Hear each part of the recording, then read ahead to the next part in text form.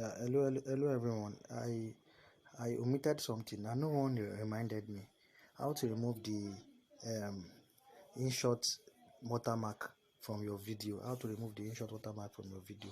So all you need to do is you see that on the Inshot watermark there is an X button, very small at the top. So you try to click on the X button.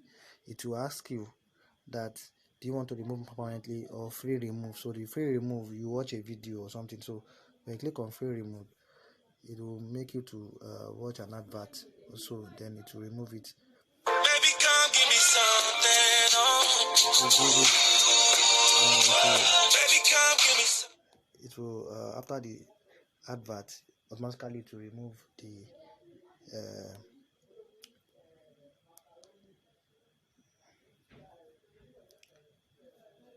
watermark.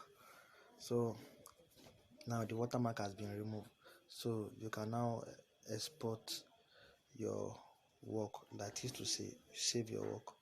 So thank you very much. God bless.